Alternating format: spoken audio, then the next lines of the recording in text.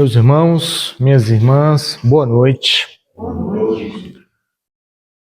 Rogamos a Deus, ao Cristo e aos bons espíritos que nos envolvam em suas emanações de paz e amor, neste momento que nós nos encontramos para mais uma vez estudarmos assuntos iluminados à luz da doutrina espírita. É do nosso conhecimento que nos primórdios da humanidade, quando o homem, considerado ou classificado ainda como homem primitivo, quando nós ainda dávamos os nossos primeiros passos dentro do reino hominal, reino este que nós nos encontramos até hoje, tínhamos características bastante singulares, uma vez que ainda muito mais próximos do animal do que do homem com a sua configuração atual, nós agíamos muito por instintos, tal qual aqueles animais que buscavam sobreviver. O homem, considerado pré-histórico, ele também assim vivia praticamente com um único objetivo: sobreviver. A lei de conservação, ela falava mais alto naqueles distantes tempos da antiguidade. E naquela época, sabemos, por ainda estarmos carregando vontades, tendências e necessidades extremamente materiais, não tínhamos, por consequência, ainda desenvolvida a nossa inteligência. Rudimentos de inteligência, de intelectualidade, possuíamos, mas não o suficiente para nos colocarmos numa situação ou numa condição de um ser que agisse racionalmente. Então, nós vivíamos principalmente, sobretudo, para sobreviver. O homem caçava, pescava, coletava grãos, frutos para sua sustentação, para ele se manter vivo. Mas, como todos nós estamos submetidos invariavelmente à lei do progresso, tínhamos que sair dessa situação por uma necessidade evolutiva e como consequência fundamental da lei do progresso, o homem foi, aos poucos, alterando essa sua situação.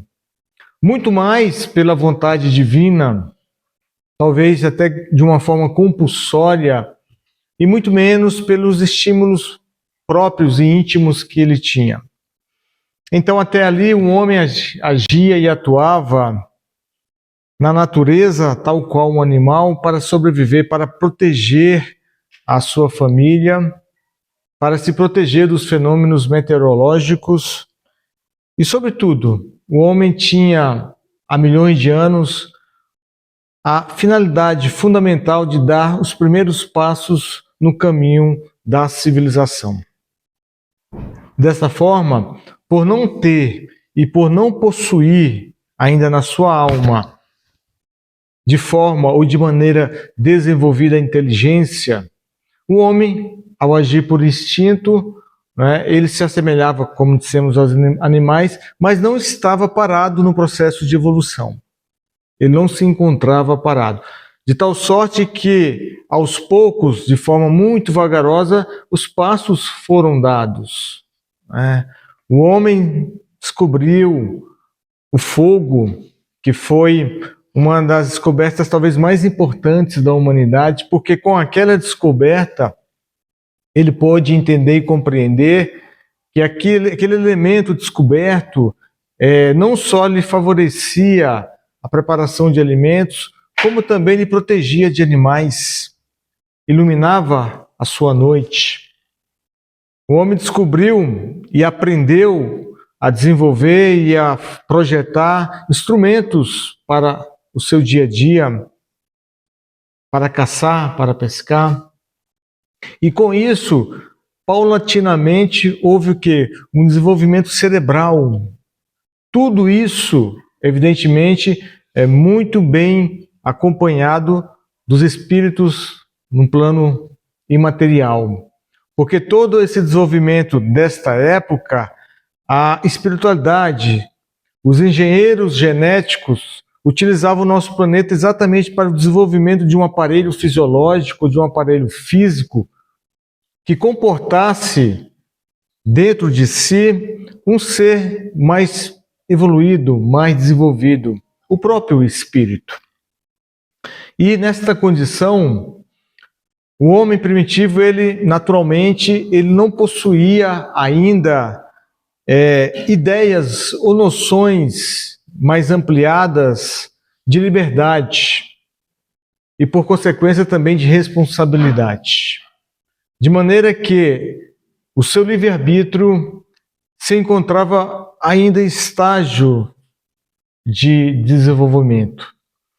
E, atravessando as eras paleolíticas, neolíticas, e até chegar na chamada civilização, foram milhões de anos, mas em cumprimento aos desígnios divinos, em cumprimento à lei de progresso que vige em todo o universo, nós alcançamos finalmente um estado em que nós, espíritos, podíamos exercer com mais facilidade e numa maior plenitude os recursos da nossa inteligência, do nosso intelecto. Portanto, nesta fase, não tínhamos ideia, não tínhamos uma noção muito desenvolvida ou mais apurada das consequências dos atos da nossa vida. E por isso, quando nós trazemos aqui a discussão, o tema sobre livre-arbítrio, torna-se importante nós sabermos que esse instrumento que Deus nos colocou, esse instrumento que está à nossa disposição, ele foi nos dado naquele momento em que nós pudéssemos saber utilizá-lo. Porque quando nós trazemos a discussão, a questão do livre-arbítrio, necessariamente nós temos que ligar a esse tema duas outras coisas. A liberdade que nos é concedida para nós agirmos e, de uma forma correlacionada a ela, a liberdade, nós temos que entender também que há responsabilidade em todos os nossos atos. Por isso que o homem primitivo não era tão responsabilizado pelos seus atos, como, por exemplo, inclusive, matar a um irmão. Matar para sobreviver, matar por um acesso de raiva, matar simplesmente pelo ato de matar, não tinha as consequências e as responsabilidades que nós temos do homem atual. Porque hoje, praticamente, todas as mortes, com raríssimas exceções que podem ser classificadas como distúrbios, inconsciência do ato praticado, são esses homicídios pensados, raciocinados e calculados. Daí, aqueles que cometem esse delituoso ato certamente têm um grau de responsabilidade muito maior do que os nossos antepassados primitivos. Daí, na questão 843 de O Livro dos Espíritos, Kardec pergunta aos imortais se tem um homem o livre-arbítrio de seus atos. E eles nos respondem: pois que tem a liberdade de pensar, tem igualmente a liberdade de obrar. Sem o livre-arbítrio, o homem seria máquina. Então, é importante a gente refletir um pouco sobre isso. Se nós temos a liberdade de pensar, naturalmente nós temos também a liberdade de obrar, de fazer, de construir. Só que o nosso pensamento, nos dias atuais, já é um pensamento elaborado, já é um pensamento trabalhado, porque dos nossos pensamentos é que surgem as construções, os atos. Então, tudo que se é feito na vida, tudo, absolutamente, requer antecipadamente uma construção, uma mentalização que se faz pelo pensamento para que a gente possa, enfim, construir ou realizar aquilo que nós intentamos.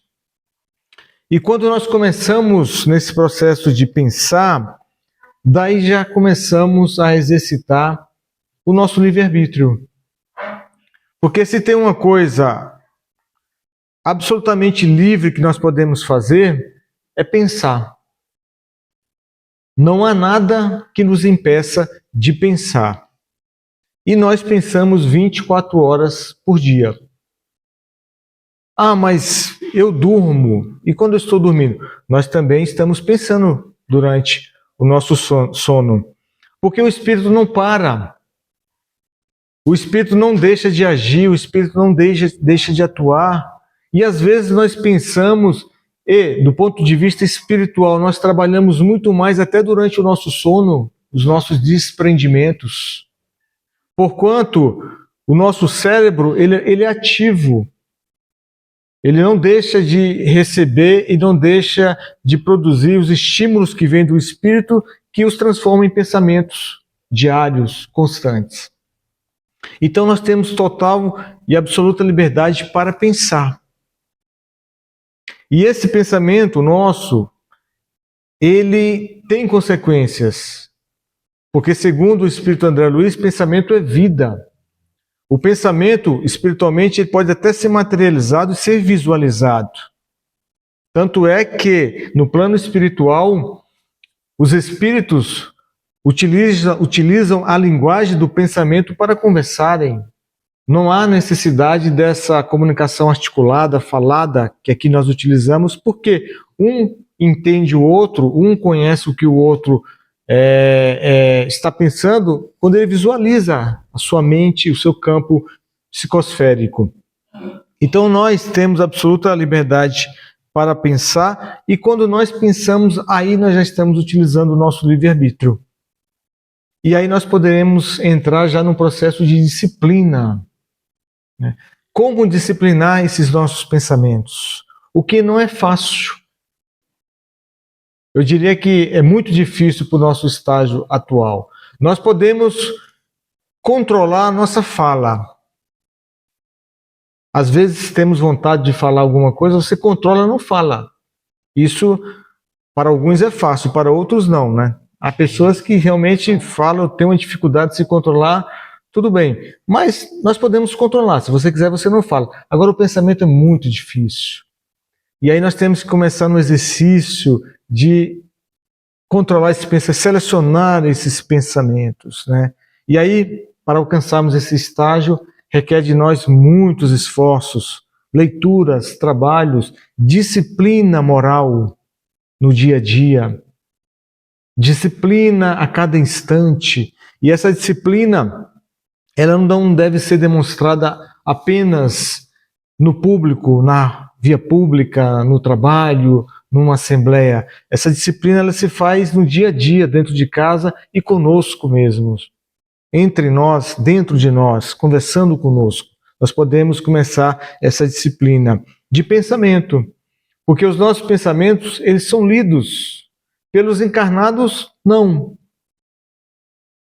Poucos conseguem ler o pensamento como Chico Xavier fazia em seus atendimentos, aquelas filas que iam procurá-lo. Ele conhecia muitos que ali chegavam, ele já conhecia intimamente o que eles estavam pensando. Então o Chico tinha essa capacidade. Mas, via de regra, nós não conseguimos fazer essa leitura. Mas, espiritualmente, entre espíritos, isso é muito fácil. O Divaldo nos fala sobre um momento Divaldo Pereira Franco, em que ele foi convidado por Joana de Ângeles para ir numa assembleia, e eles adentraram um determinado ambiente, e ao chegar lá, Joana lhe falou: Divaldo, cale-se. E o Divaldo: mas Joana, eu não estou falando nada.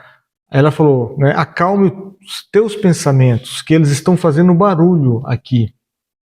Então, os nossos pensamentos são captados, né, eles são lidos pela espiritualidade. E quando a gente começa a pensar, quando a gente começa a fazer esse trabalho íntimo, nós começamos a exercitar de fato esse nosso livre-arbítrio. E do pensamento nós vamos o quê? Para as nossas práticas. Nós pensamos, elaboramos e atuamos. E aí quando nós atuamos pelo livre-arbítrio, nós temos a liberdade de fazermos o que quisermos. Entretanto, essa liberdade, esse o que quisermos, ele também tem certas limitações. Tem certas limitações importantes que a gente tem que guardar. Dentro da lei de causa e efeito, dentro da lei de ação e reação, e numa linguagem mais comum, quando nós falamos que a semeadura é livre, mas a colheita é obrigatória, nós extraímos daí uma lição muito importante. Porque nós temos o livre-arbítrio para agir, para causar. Nós temos o livre-arbítrio para plantar. Aí nós temos total liberdade. Nós podemos fazer o que quiser. Podemos fazer. Entretanto, uma vez a ação sendo feita, os efeitos dessa ação, eles são irremediáveis. E na repercussão ou no retorno dessas ações, aí já não temos mais o livre-arbítrio para atuar. Por que isso? Porque as nossas ações têm reações na mesma medida e proporção daquilo que nós fazemos. Exemplificando, ora, se você planta banana, você teve a liberdade de plantar banana. Você pode escolher a semente, pode escolher o fruto, você prepara o terreno, você faz todo um plantio. Mas na colheita não vamos esperar colher laranjas. Queira ou não queira, você vai colher banana. Não há como mudar isso. E num exemplo mais realista da vida moral, que é o que nos interessa, você que age no bem, você que planta o bem, você que distribui amor, você que exercita a lei da caridade, não tem como colher algo diferente disso. Muito embora, às vezes, pareça que não. Porque nesse íntere, entre o plantio e a colheita, pode haver ingratidão de pessoas, podem ocorrer fatos que nos levem a pensar que Deus vira as costas para nós, que o que fazemos não tem repercussão, que não tem resultado, mas isso não é verdade. Porque as nossas ações, elas todas são computadas, elas são devidamente registradas nos livros divinos. E um dia teremos o resultado. A grande questão é que nós esperamos esses resultados, muitas vezes de forma egoísta e de forma imediata. Porque na seara do Cristo, nós não podemos esperar esses resultados. E digo mais, não podemos esperar talvez nem nesta vida. Porque não sabemos, de fato, quais são os nossos planos, o nosso planejamento aqui, em relação àquilo que nós fazemos, porque nós temos todo um projeto, todo um mapa reencarnatório, que nós não temos ideia ainda aonde vamos chegar, com quem vamos chegar. Mas o fato é que tudo o que nós fizermos haverá de ter uma repercussão e um retorno, tanto para o bem quanto para o mal. Aqueles que praticam o mal e que eventualmente ou momentaneamente não são percebidos, achando que estão burlando as leis divinas, estão enganados. Porque um dia a conta chegará, a fatura vai chegar.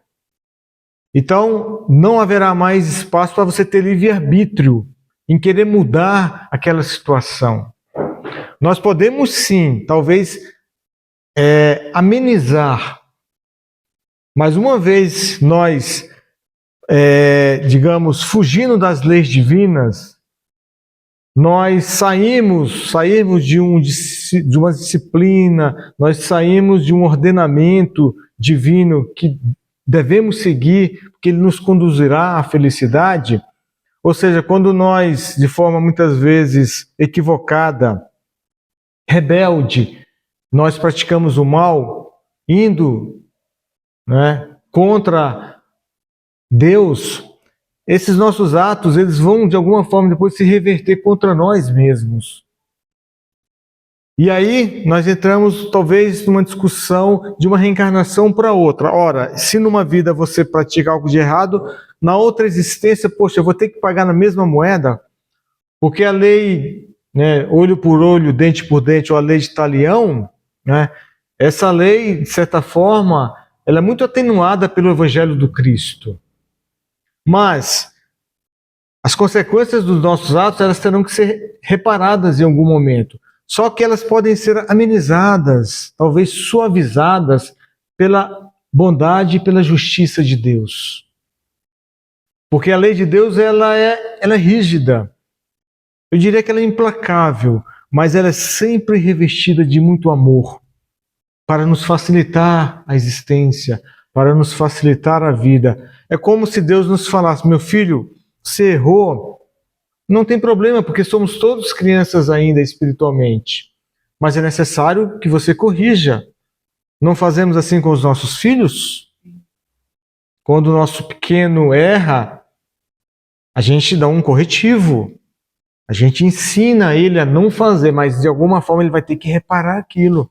Se desarrumou a cama, tem que arrumar. Se sujou, tem que limpar. Abriu, tem que fechar.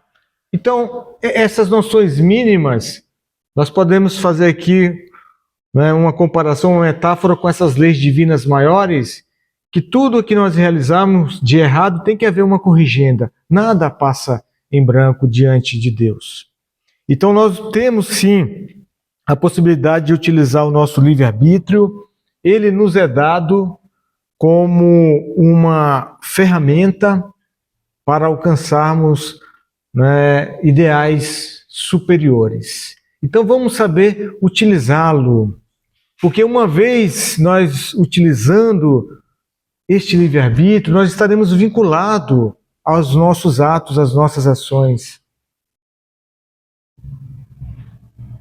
Uma mulher que engravida, ela teve o livre-arbítrio de engravidar ou não. Existem N diversos recursos contraceptivos que fazem com que a mulher não engravide.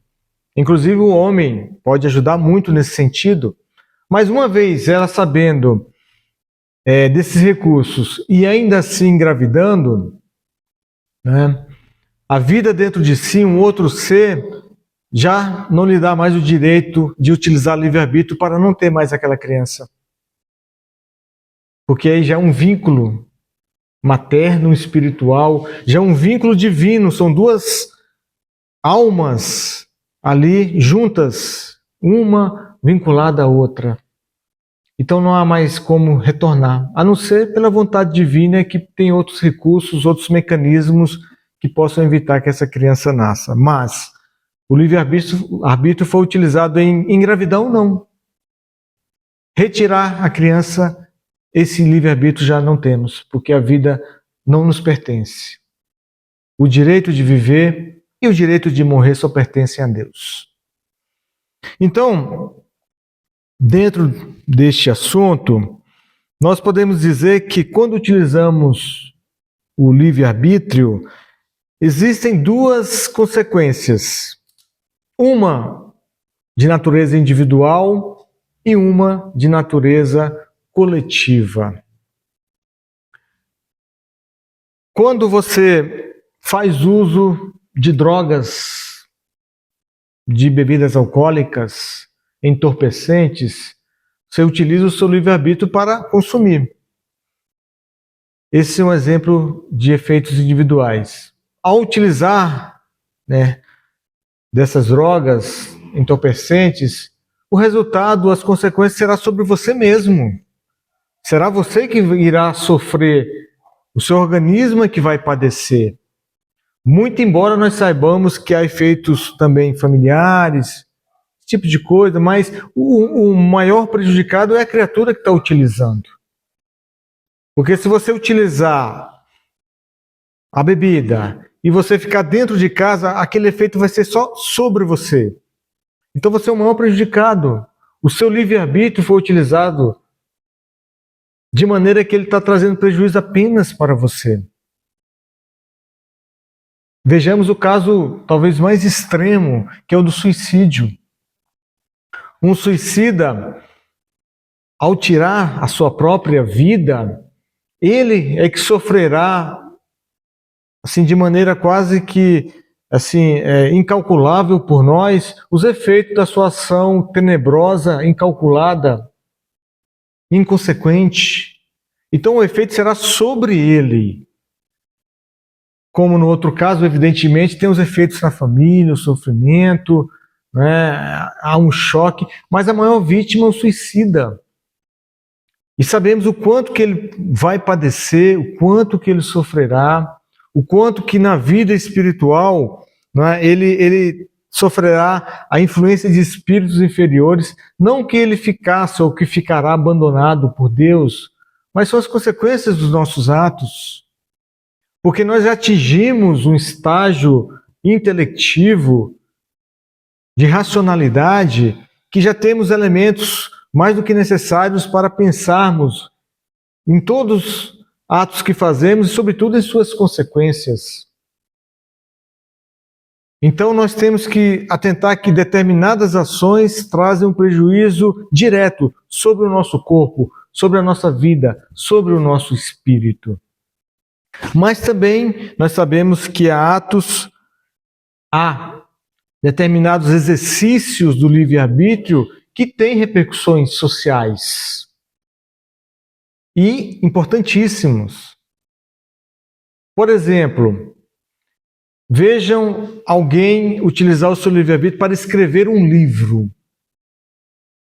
Quem escreve um livro, ele atinge uma camada muito grande de pessoas. Um livro, ele pode ser lido em todo o planeta. Sobretudo agora com os recursos que nós temos, que você pode ler no seu celular, enfim, no computador, você pode baixar e tal no computador e ler. Então, um livro algo bem interessante para nós, porque alguém, um autor, usa o seu livre-arbítrio para escrever. Agora, qual é o teor desse livro? Veja como que ele vai influenciar pessoas. Certamente nós aqui, todos ou quase todos, que tivemos a oportunidade de frequentar uma escola ou uma universidade, que tivemos a oportunidade de sermos alfabetizados, certamente nós temos na memória algum livro que nos impactou, seja da literatura infanto-juvenil, literatura brasileira, literatura estrangeira, sejam livros técnicos ou sejam livros espíritas. Vejam quão grande é a importância de uma literatura na nossa vida. Então, esse ato, esse livre-arbítrio exercido por alguém, acabou influenciando uma multidão muito grande. E também pode ter uma influência positiva, a depender do teor deste livro, ou negativa, nós sabemos. Porque há leituras que não são recomendáveis, mas há um público que goste, que leia. Outro recurso que nós podemos utilizar com o nosso livre-arbítrio também é o poder da palavra. Como nossas palavras são importantes, como elas repercutem no nosso ser, na nossa mente, no nosso coração, em todo o nosso corpo. Como as pessoas nos fazem felizes com palavras e também como que as pessoas nos magoam, nos deixam tristes às vezes. Então, quando nós falamos, especialmente aqueles que alcançam um público grande, eles são extremamente responsáveis por isso.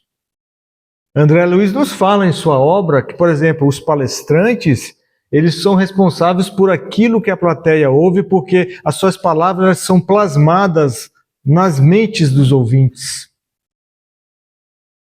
Então nós podemos atingir um público muito grande com a nossa fala. Aqui nós temos aqui o recurso da internet. Certamente vamos alcançar o mundo todo. Então a importância de nós falarmos utilizando este nosso livre-arbítrio. Mas infelizmente há pessoas que usam mal, né, a palavra. Líderes mundiais, Adolf Hitler, na Alemanha da Segunda Guerra Mundial, bem sabemos que Adolf Hitler era possuidor de uma oratória espetacular, envolvente, conseguia, né, trazer para si multidões de alemães, assim, sabe, muita gente, e ele, com a sua palavra empolgante, ele conseguia implementar nas mentes daqueles que ali estavam as suas ideias racistas, de extermínio de alguns grupos da sociedade, pregando o ódio contra judeus. Então ele utilizou muito mal a sua palavra para influenciar as pessoas. Este foi o exercício do seu livre-arbítrio. Agora as consequências advirão pelo que ele fez. Tudo em a natureza é de doação e de recepção. Tudo aquilo que nós doamos, também nós vamos receber. A vida, ela só nos devolve aquilo que nós doamos. Não recebemos nada daquilo que não merecemos. Daí a importância de nós sempre estarmos trilhando o caminho do bem.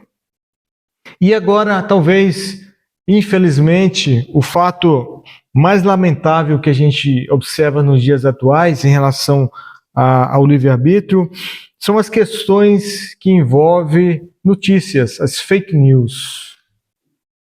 Como nós estamos afetados pelas fake news? Como pessoas, eu diria, levianas, espalham notícias falsas, enganosas, que levam pessoas, às vezes simples, a acreditar em fatos que não são verdades. E essas fake news, elas se espalham como fogo no palheiro, de uma forma muito rápida, de maneira que quando você se apercebe, já se está comentando, já se toma como uma verdade, mentiras que são divulgadas. Mas tudo isso parte de alguém. Uma pessoa, ele dá o start ali para que as notícias sejam reproduzidas. E cabe a nós, enquanto internautas que utilizamos os recursos das redes sociais, ficarmos muito atentos para isso. Para que a gente também não seja multiplicador dessas mentiras. E as pessoas, infelizmente, parece que não têm um crivo da razão, da análise, em observar aquilo que chega no seu celular e de forma automática vão reproduzindo. E passa para um, que passa para outro, de repente aquilo, né, se transforma numa rede de mentiras. Então, se você tem um livre-arbítrio para utilizar desses recursos, que não faça isso, porque haverá certamente consequências.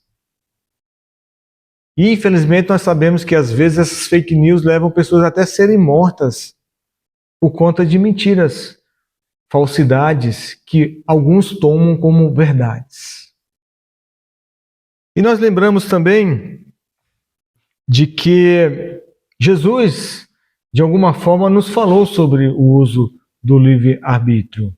Porque Jesus nos deu ensinamentos que, em verdade, eles devem nos levar para a busca da nossa felicidade. Então, a nossa felicidade, certamente, acho que é o alvo principal que nós queremos nessa e em qualquer existência. Sermos felizes. E aí Jesus nos traz alguns ensinamentos nessa busca, porque envolve também as nossas ações. E ele nos diz que veio ao mundo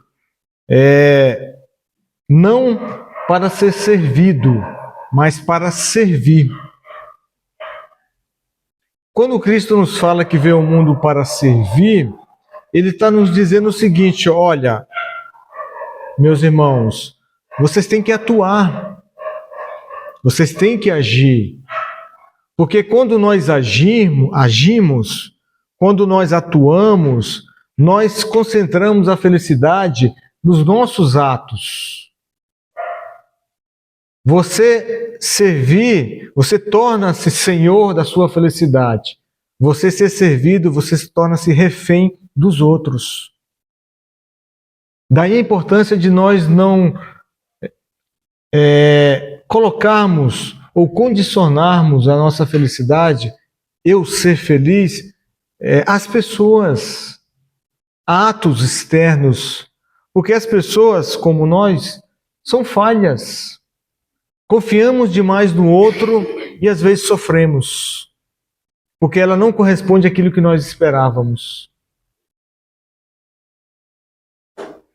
Então, esse livre-arbítrio no campo da felicidade é nós agirmos, atuarmos, não esperarmos, não projetarmos sermos felizes, por exemplo, na questão dos bens materiais, da riqueza, porque tudo isso é momentâneo, é passageiro. O Evangelho nos fala que a riqueza é um empréstimo que Deus nos concede.